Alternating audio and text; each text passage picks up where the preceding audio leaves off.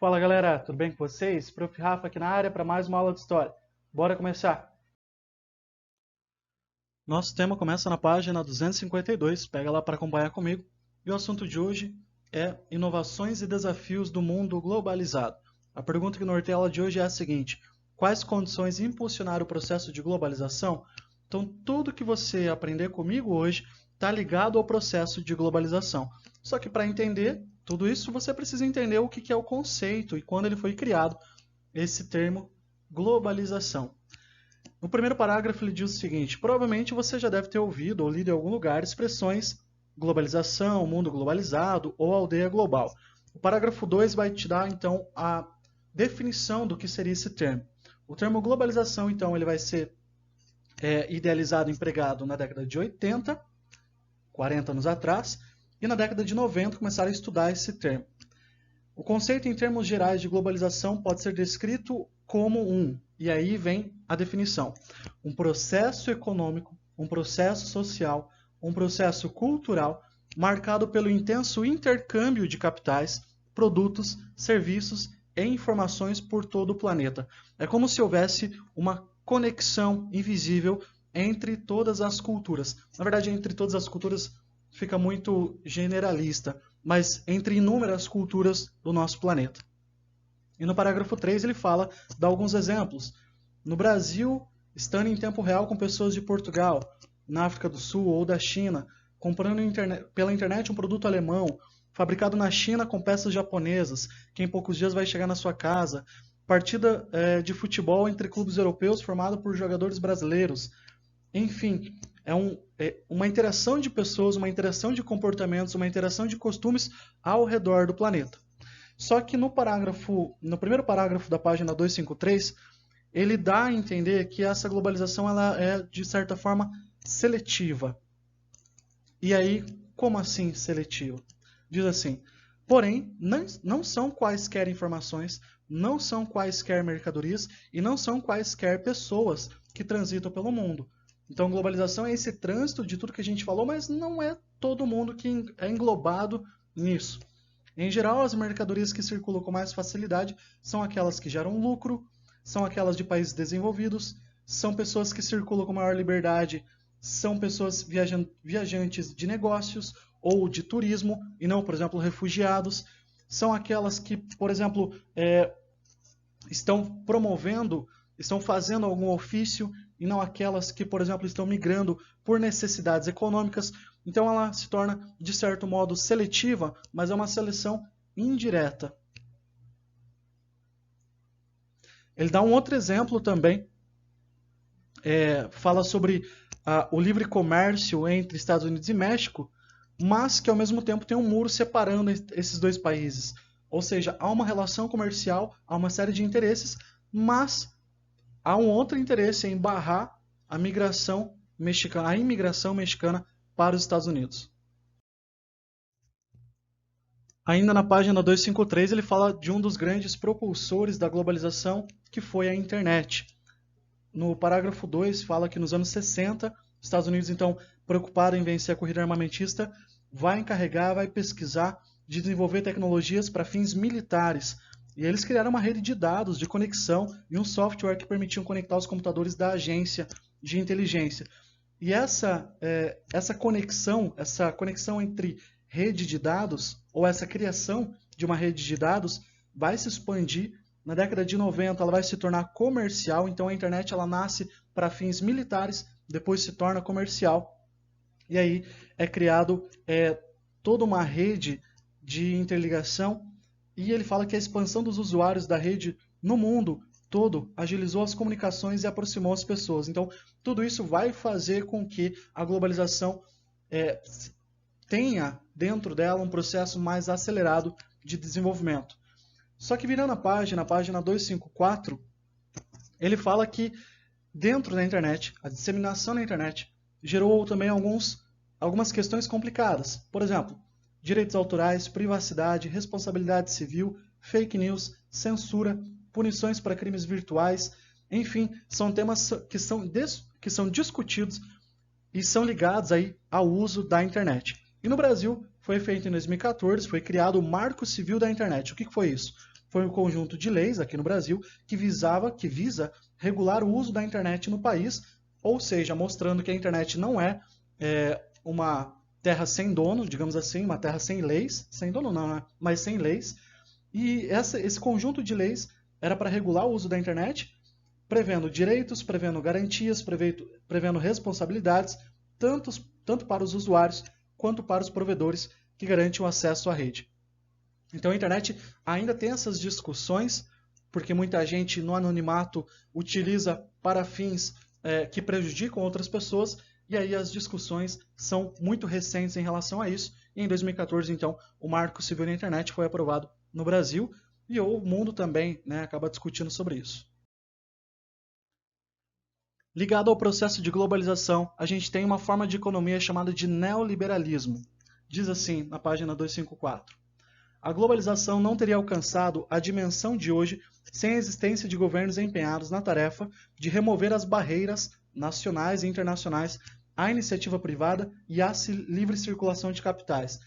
A defesa de governos desse tipo significava uma mudança profunda em relação ao estado de bem-estar social, modelo estatal adotado por vários países após a Segunda Guerra Mundial.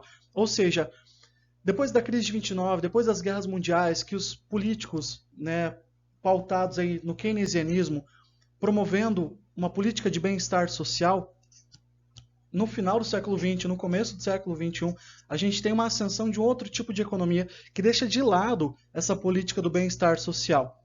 Primeiro, eles vão retomar as ideias liberais do século XVIII. Isso vai impulsionar essa quebra de barreiras, vai impulsionar a globalização. Você tem a redução dos gastos do Estado.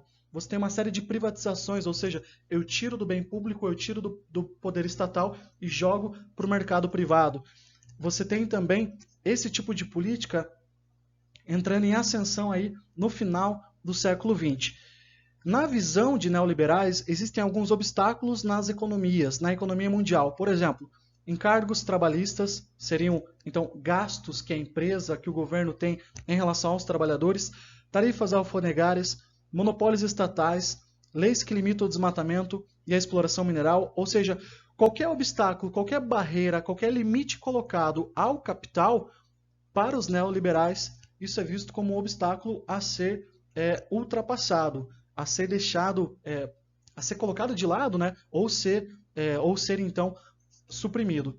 E aí você tem alguns exemplos desse tipo de governo que serão exemplos destaques desse tipo de política, que é o governo da Margaret Thatcher, lá no Reino Unido, de 79 a 1990, e Ronald Reagan, ou Reagan, não sei exatamente a pronúncia, mas foi presidente dos Estados Unidos da década de 80 a 88. Professor, por que começou esse tipo de política? Vamos lembrar que a década de 80 vai passar, a década de 70, perdão, vai passar pela primeira crise do petróleo, pela segunda crise do petróleo, e a década de 80, apelidada de década perdida para muitos países, esse tipo de economia aparece e fala, olha, precisamos diminuir os gastos estatais. Só que aí, né, existem também algumas consequências em relação a isso. Mas saiba que no final do século XX, esse tipo de economia, esse tipo de visão econômica entra em ascensão e vai abrir as portas para a globalização, já que, por exemplo, as barreiras nacionais e internacionais serão munidas, serão intermediadas pelo capital, e aí você tem uma nova forma aí de fazer economia.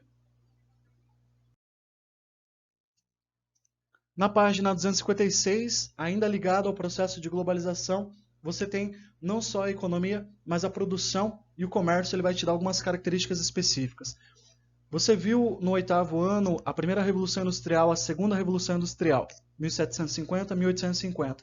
E agora, no final do século XX, a gente tem a terceira Revolução Industrial, marcada pela microeletrônica, pela informática, pela internet, pela comunicação via satélite, pelos telefones celulares e, enfim, outros símbolos aí que vão marcar o final do século XX. E você tem muitas empresas fazendo o que a gente chama de internacionalização dos processos produtivos. Como assim? Eu tenho uma empresa nos Estados Unidos, a matriz está lá, mas aí eu pego e jogo uma filial na China, onde eu tenho, por exemplo, custo da mão de obra menor, onde eu tenho, por exemplo, alguns incentivos fiscais para a empresa se instalar lá. Então você tem, no final do século XX, várias e várias empresas internacionalizando os seus processos produtivos. Eu jogo a minha cadeia de produção para um país para baixar o meu custo, já que a mão de obra lá eu poderei pagar um valor menor. E aí você tem crescimento econômico atrelado a isso, crescimento de vários países que vão receber essas empresas, você vai ter geração de empregos, só que também, isso em caráter global, as crises serão globais também. A exemplo dos Estados Unidos, em 2008, quando dá uma crise econômica lá, atinge o mundo todo. Então, a globalização, ela tem os dois lados da moeda, né? Vai ter o lado da internacionalização da produção, mas você tem também o risco de uma crise global atingir aí boa parte dos países conectados por esses processos econômicos. E para finalizar, alguns problemas que se tornaram também globais, problemas que se tornaram respingos aí dessa interconexão, dessa interligação do planeta todo. Na página 257 ele fala da xenofobia, depois da crise de 2008, a crise que afetou boa parte do mundo, muitas pessoas vão começar a culpar os estrangeiros por conta dessa crise. A gente tem um movimento muito grande de pessoas para Portugal, Irlanda, Itália, Grécia e Espanha. E aí você tem os governos desses lugares fazendo uma série de ajustes fiscais, redução de salários, corte de benefícios, e muitas pessoas começam a jogar tudo isso nas costas dos imigrantes. Foi culpa deles. E aí você tem isso na visão dessas pessoas, né? A gente vê que não foi isso, mas essa intolerância aí acabou crescendo, fazendo com que a xenofobia marcasse o início do século XXI e ainda está presente. Outro problema de cadeia global é os problemas ambientais na página 258. Desde o aquecimento global, passando pelo problema do lixo, milhões de toneladas produzidas todos os dias em todo o mundo, e também o problema da falta de água, já que 2,5% é a água doce. Dessa água doce, boa parte está nas geleiras, e aí o mundo tem que fazer essa gerência dessa pequena porcentagem de água disponível nos rios, lagos e aquíferos. E aí é apresentado um problema para o mundo todo. Como resolver isso? Como tornar acessível a todos desse planeta o acesso a uma água de qualidade, ao acesso à água doce. É isso por hoje. Eu espero que você tenha gostado e entendido. Muito obrigado pela atenção e diga tchau.